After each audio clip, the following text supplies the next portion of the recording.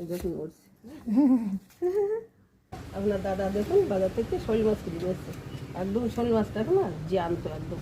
তাই আপনার দাদা প্রতি বছর এই বৈশাখ মাসে শোল মাছ কিনে আসে।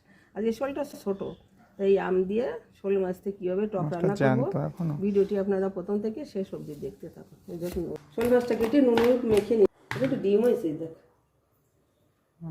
কড়াইটা বসিয়ে দিয়েছি গ্যাসের উপরে, দিয়ে দিয়েছি সর্ষের তেল। তেলটা গরম হয়ে গেছে, মাছটাকে হালকা ভেজে নিই। মাছগুলোর ভাজা হয়ে গেছে, এখন নামিয়ে নিচ্ছি। খুব বেশি কড়া করে ভাজিনি, হালকা করে ভেজেছি। এই দেখুন আমগুলো কেটে দিয়ে নিয়েছি, ওগুলো তেলের পরে দিয়ে দিচ্ছি। নুন দিয়ে দিচ্ছি, দিয়ে আমের সঙ্গে একটু ভেজে নিচ্ছি। দিয়ে দিচ্ছি পরিমাণ মতো জল। আমটা সিদ্ধ হবে, সিদ্ধ তো দিয়ে দিচ্ছি হলুদ। আমটা সিদ্ধ হওয়ার জন্য ঢেকে দিচ্ছি। এই দেখুন আমটা সিদ্ধ হয়ে গেছে, আম সিদ্ধ হয়ে গেছে। এই মাছগুলো দিয়ে দিচ্ছি, মাছগুলো দিয়ে আর একটু ফুটিয়ে নেব। ফোড়ন দেওয়ার জন্য আমি নামিয়ে নিচ্ছি। কড়াইতে দিয়ে দিচ্ছি সর্ষের তেল ফোড়নের জন্য। ফোড়নে দিয়ে দিচ্ছি একটা শুকনো লঙ্কা ভেঙে দিয়েছি, দিয়ে দেবো কালো সর্ষে ফোড়ন। সে তেলের পর দিয়ে দিই চটপট চটপট করে। সর্ষের ভিতরে দিয়ে দিচ্ছি অল্প করে লবণ, দিয়ে আটার পিস দিয়ে ভালো করে গুঁজে দিচ্ছি।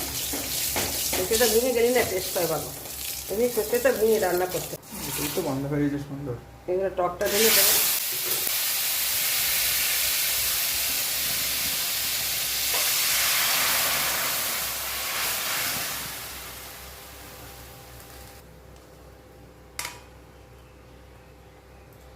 টক না রান্না করার সঙ্গে সঙ্গে ফোড়ন দেওয়ার সঙ্গে সঙ্গে নামিয়ে নিতে হয়, তাহলে ওর ভিতরে যে সুন্দর একটা গন্ধ, ওই গন্ধটা থেকে যায়। ফোড়নের গন্ধ, ফোড়নের গন্ধ হয়ে গেছে আমার আম শোল, আমি নামিয়ে নিই। বন্ধুরা তৈরি হয়ে গেছে আমার আম দিয়ে শোল মাছ। বৈশাখ মাসে আম দিয়ে শোল মাছের টক খাবেন, এটা শাস্ত্রে লেখা আছে।